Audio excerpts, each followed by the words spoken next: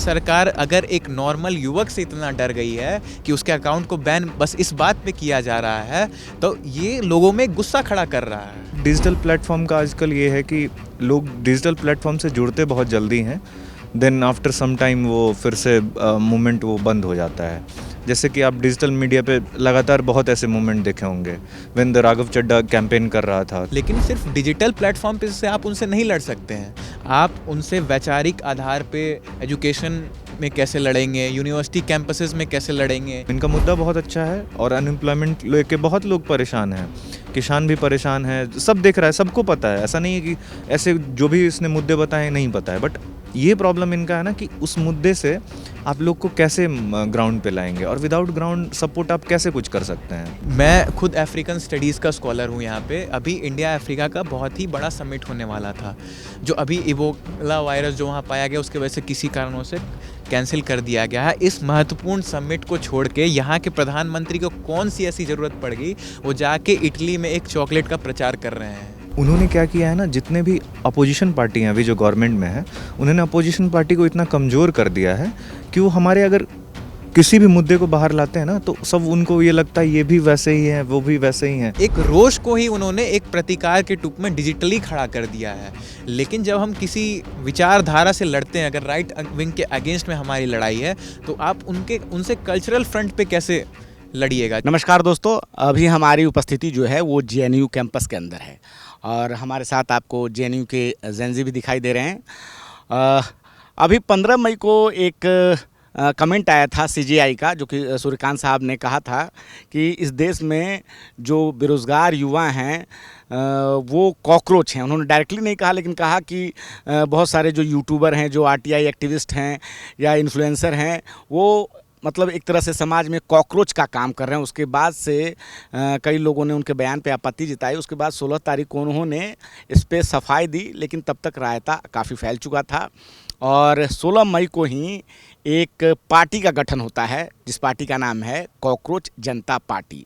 और ये पार्टी देखते ही देखते इंस्टाग्राम पे अपने फॉलोअर की संख्या जो है वो देश की सबसे बड़ी पार्टी, और जो इस बात का भी दावा करती है कि विश्व में सबसे बड़ी पार्टी हैं, हमारे इतने सदस्य हैं, उनकी संख्या से भी ज़्यादा इंस्टाग्राम पे और ट्विटर पे उनके फॉलोअर हो जाते हैं। और मात्र ये 4 दिनों के अंदर होता है, तो लगातार इस पे बहस छिड़ी हुई है पूरे देश में। आप जब टीवी मीडिया भी खोलेंगे और भी जो डिजिटल प्लेटफॉर्म है उस पर चर्चा चल रही है कि आखिर इतने कम दिनों में, मात्र 4 दिनों में कैसे कोई एक पार्टी जो है ऑनलाइन ही सही इतना ज़्यादा उनको फॉलोअर कैसे मिल रहा है, क्या कारण है कि अचानक से सभी युवा उसको ज्वाइन कर रहे हैं।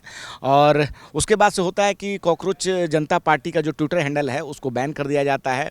उसके बाद से वो दूसरा बनाते हैं, कॉकरोच इज़ बैक। तो ये लगातार चीज़ें चल रही है। तो अब ये आखिर जो ऑनलाइन में चीज़ें सब कुछ चल रही है, ग्राउंड पे सच में क्या स्थिति होगी अगर वो पार्टी सच में मैदान में उतरती है, बीच में आती है, चुनावों के बीच में आती है, तो क्या होगा, धरातल पे क्या है उसका असर, ये हम इन जेनजी से बात करेंगे। रवि, सारा मामला मैंने बता दिया और आप देख भी रहे हैं कि मीडिया में क्या चल रहा है, नेट पे क्या चल रहा है, 4 दिनों के अंदर क्या से क्या हो गया और बहुत तो इसको क्रांतिकारी माना जा रहा है। आप लेकिन धरातल पे क्या सच में ऐसी कोई चीज़ है, ऐसा कुछ होगा जब वो पार्टी नीचे आएगी, धरातल पे इन मुद्दों को लेके आगे बढ़ेगी, तो क्या लगता है जितनी सफलता उसे इंटरनेट पे मिली है, क्या वास्तविक दुनिया में या वास्तविक भारत में भी मिल जाएगी? नहीं, देखिए इसमें ये है कि एक पार्टी हमेशा एक आइडियोलॉजी पे चलती है। आप अगर कोई भी पार्टी या कोई भी ऑर्गेनाइजेशन खड़ा करते हैं, चाहे आप आम आदमी पार्टी भी जब फॉर्मेशन हुई थी तो उसमें एक पीछे पूरा एंटी करप्शन मूवमेंट का उन्होंने एजेंडा तैयार किया था, उसके बाद हुआ था। सो उन्होंने जो सूर्यकांत शर्मा ने जो स्टेटमेंट दिया था उसमें ऐसे जो यंग जो लोग हैं वो जो काम कर रहे हैं उनको पैरासाइट्स एंड कॉकरोचेज़ कहे गए थे। तो इसमें ये है कि उस स्टेटमेंट को उसके बाद क्या हुआ था कि उनको जो इस स्टेटमेंट पे जो तैयार किए गए थे, जो ऑर्गेनाइजेशन सोशल मीडिया पे बनाए गए, तो उसको और भी जब ज़्यादा वो इन्फ्लुएंस करने लगे, जब गवर्नमेंट उसमें इंटरवीन करने लगी। एंड ऑन 17 मई अखिलेश यादव जी उन्हें ट्वीट करते हैं।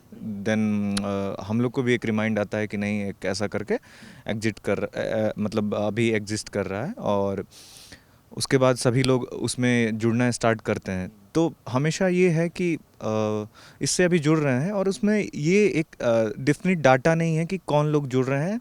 हालांकि लीगली क्लेम जब वो कर रहा है कि 94% ऑफ द इंडियंस उसको ज्वाइन किए हैं, और 6% 7% अराउंड जो एशियन कंट्रीज़ के लोग हैं या अदर कंट्रीज़ के हैं उन्होंने ज्वाइन किया है।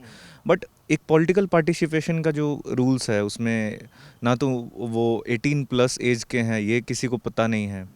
आगे मूवमेंट कौन लीड करेगा ये नहीं पता है। और एक डिजिटल प्लेटफॉर्म का आजकल ये है कि लोग डिजिटल प्लेटफॉर्म से जुड़ते बहुत जल्दी हैं, देन आफ्टर सम टाइम वो फिर से मूवमेंट वो बंद हो जाता है।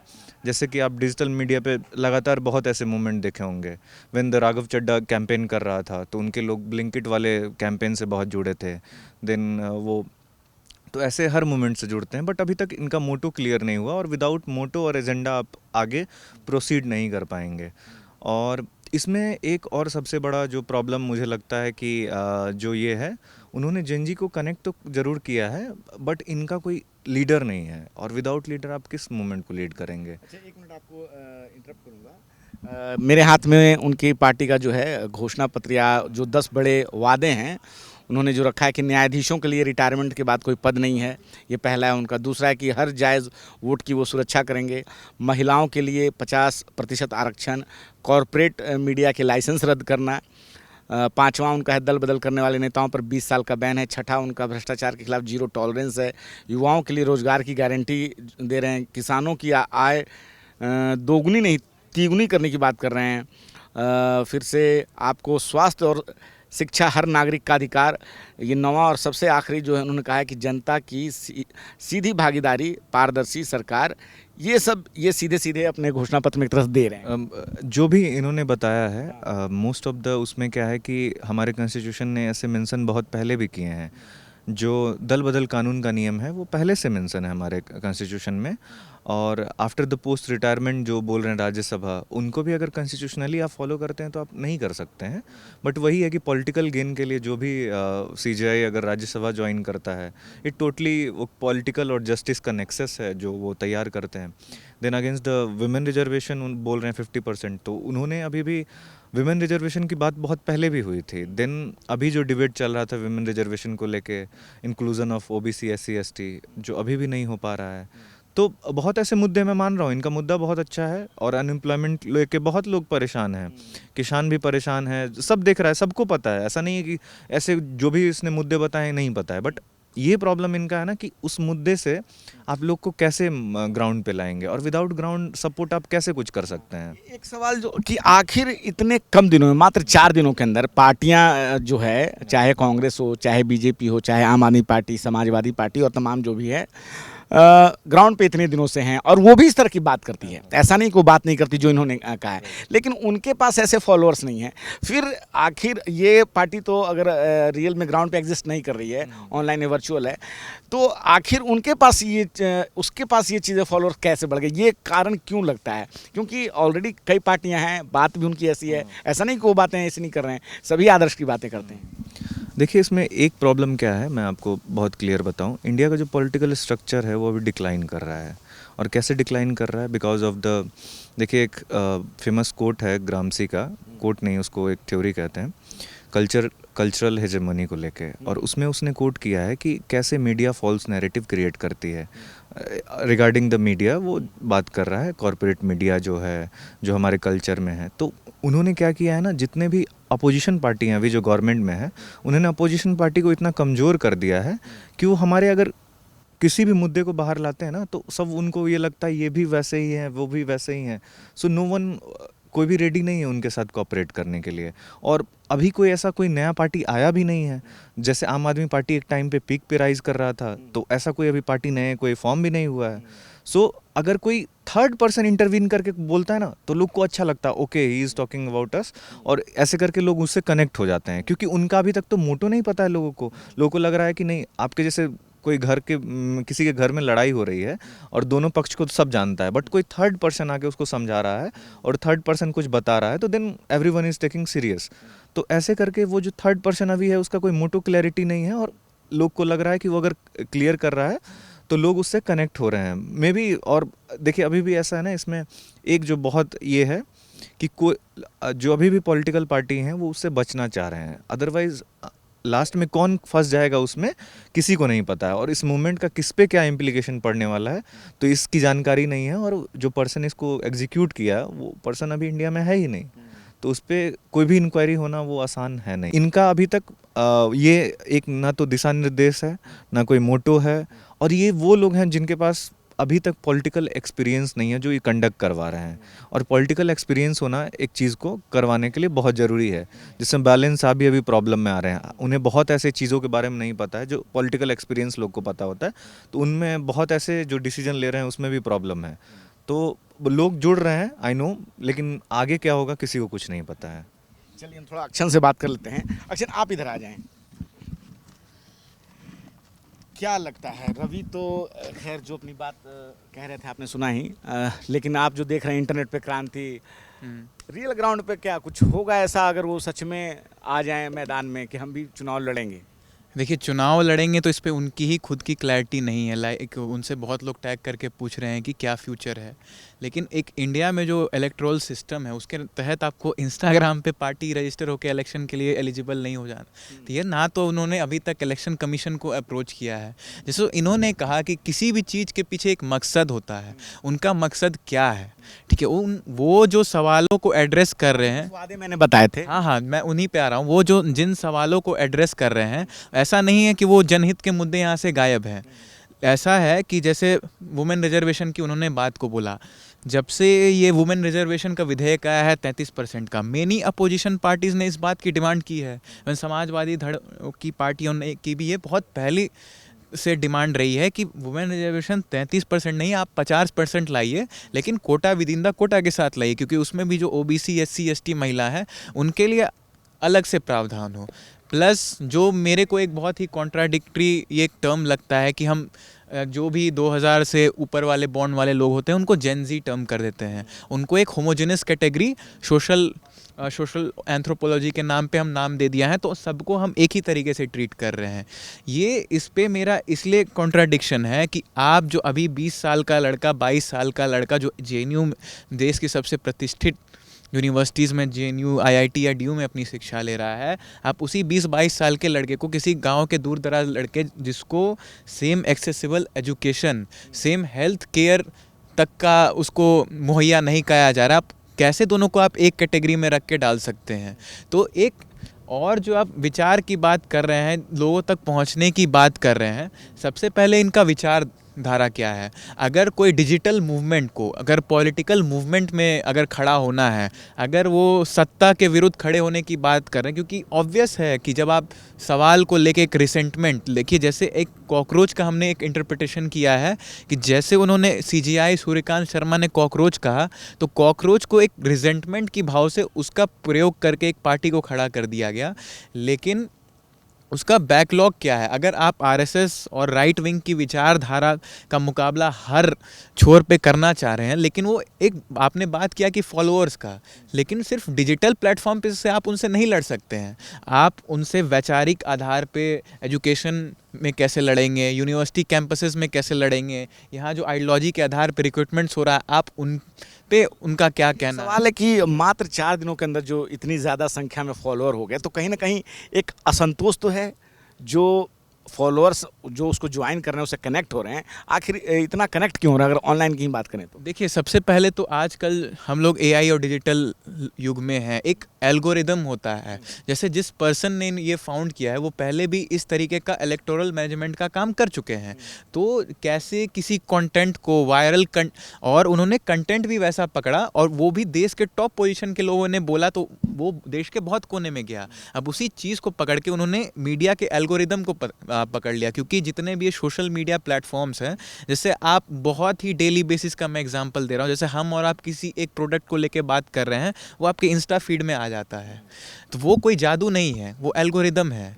तो उनकी जानकारी, उनका उसी का काम था, तो उन्होंने उस चीज़ को अच्छे से भुनाया, और उसी चीज़ का रिजल्ट है कि एक डिजिटल प्लेटफॉर्म, एक पे उन्होंने एक बढ़िया काउंटर खड़ा करके बीजेपी का कर दिया है। तो आप ये कहना चाहते हैं कि उनको ये पता था कि ये उन्होंने आईटी सेल में काम किया एल्गोरिदम का, तो कंटेंट क्रिएटर हैं तो उनको नॉलेज है। बाकी इंडिया में कुछ ऐसा असंतोष टाइप की चीज़ें नहीं हैं, या युवाओं को लेकर जो टिप्पणी की उन्होंने कि पैरासाइट और कॉकरोच हैं, उसको लेकर मतलब कहीं कोई नाराज़गी नहीं है, आप इस बात को कहना चाहते हैं? नहीं, मैं असंतोष नाराज़गी है, ठीक है, भरपूर है। और उन्होंने, आप मुद्दे भी तो देखिए, डेली मर्रा के ही मुद्दों को उन्होंने as a connecting figure rather than any ideology ही talked about very basic issues like health, like education. एक दल बदलू वाला लोगों से इसलिए कनेक्ट कर गया क्योंकि हाल ही में राघव चड्ढा का मामला हुआ था, और भी जो चीज़ें हैं। तो ये एक रोष को ही उन्होंने एक प्रतिकार के रूप में डिजिटली खड़ा कर दिया है। लेकिन जब हम किसी विचारधारा से लड़ते हैं, अगर राइट विंग के अगेंस्ट में हमारी लड़ाई है, तो आप उनसे कल्चरल फ्रंट पे कैसे लड़िएगा? जैसे राइट विंग जो कंजर्वेटिव माइंडसेट के लोग हैं, वो उन्होंने एक तरीके के सोसाइटल नॉर्म्स तय कर दिए हैं, तो उनसे आप कैसे ग्राउंड पे जाके लड़िएगा? जैसे मॉरल पुलिसिंग एंड ऑल है, तो उस पर आप जाके कैसे आप ग्राउंड पे जाके काम करिएगा? आप डिजिटली तो चलिए कोई कंटेंट चला दिया, लेकिन अगर जैसे फॉर एग्जांपल यूपी में रोमियो स्क्वाड बहुत चरम पे है, अगर वो चीज़ किसी भी अगर प्रेमी युगल को या किसी भी दो वयस्क युवक या युवती को तंग कर रही है, अगर ये वीडियो जारी करके बोल देते हैं कि ये गलत है, आप इसका रिसेंटमेंट करिए, लेकिन फिर भी वो लोग तंग करते हैं, तो क्या आप ग्राउंड पे मदद करने उनका पहुंचिएगा? सवाल ये है कि इसके बाद आगे क्या, ये किस ओर इन चीज़ों को लेके जाएंगे। और जहाँ तक डिजिटलाइजेशन का बात है, जहाँ इसी चीज़ का वार्क है, आपको याद होगा हाल ही में बिहार विधानसभा चुनाव संपन्न हुए हैं। प्रशांत किशोर से भी इसी मीडिया जेनर से उभरे हुए एक व्यक्ति, उनसे ज़्यादा नॉलेज थोड़ी किसी रिसेंट में इस चीज़ का किसी को है। जब प्रैक्टिकल ग्राउंड्स पे हिट किए, जब उनका एक फेलियर बिहार में सामने आता है, तो अब देखते हैं। मतलब कुल मिला के जो कि ऑनलाइन चीज़ें जितनी आसान है, उतना धरातल पे होना मुश्किल है। लेकिन देश के बड़े बड़े नेता भी उनसे जुड़ रहे हैं, उनकी पार्टी महुआ मोइत्रा, अखिलेश यादव, सभी उनकी बात कर रहे हैं। क्योंकि देखिए, संघर्ष के, एक महात्मा फुले ने कहा था कि संघर्ष के साथी से उनकी जाति नहीं पूछी जाती, तो हमारा भी उनको सपोर्ट इसी आधार पे जो करंट रिजीम है उसका वो विरोध कर रहे हैं। आप एक बात को नोट करिए, ठीक है, मैं खुद अफ्रीकन स्टडीज़ का स्कॉलर हूँ यहाँ पे। अभी इंडिया अफ्रीका का बहुत ही बड़ा समिट होने वाला था, जो अभी इबोला वायरस जो वहाँ पाया गया उसके वजह से किसी कारणों से कैंसिल कर दिया गया है। इस महत्वपूर्ण समिट को छोड़ के यहाँ के प्रधानमंत्री को कौन सी ऐसी ज़रूरत पड़ गई, वो जाके इटली में एक चॉकलेट का प्रचार कर रहे हैं।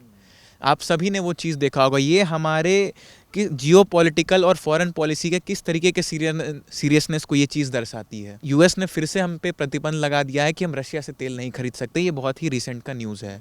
तो क्या जो हम कॉन्स्टिट्यूशन में पढ़ते हैं, India is a sovereign country, उसे चेंज करने की ज़रूरत हो गई है? क्योंकि हमारी फॉरेन पॉलिसी डिक्टेट हो रही है। और इन सब इश्यूज़ को छोड़ के कोई प्राइम मिनिस्टर अगर कैजुअल बिहेवियर दिखाता है और सारी चीज़ों को एक्युमुलेट करके कोई एक डिजिटल फोर्स खड़ी हो जाती है, क्योंकि आज सारा युवा आज इंटरनेट पे है, गांव-गांव तक फ़ोन पहुंच चुका है, तो उन चीज़ों को कैच करेगा ही और चीज़ें एल्गोरिदम में आएगी और वो ऑटोमेटिकली उस पेज पे आपको लेके पहुंचेगा। तो मेरा उनसे पहला यही सवाल है कि आपकी विचारधारा क्या है, आपकी राजनीति क्या है? ठीक है, आप एंटी राइट हैं, लेकिन इन चीज़ों पे, रिजर्वेशन पे, हेल्थ केयर को इम्प्रूव करना है, तो उनके लिए आपका अप्रोच क्या है? तो वो चीज़ें आइडियोलॉजिकल वे में ही तय हो सकती हैं। अगर उन चीज़ों को वो क्लियर करते हैं, स्पष्ट करते हैं, तब देखा जाएगा। मोदी सरकार अगर एक नॉर्मल युवक से इतना डर गई है कि उसके अकाउंट को बैन बस इस बात पे किया जा रहा है, तो ये लोगों में गुस्सा खड़ा कर रहा है।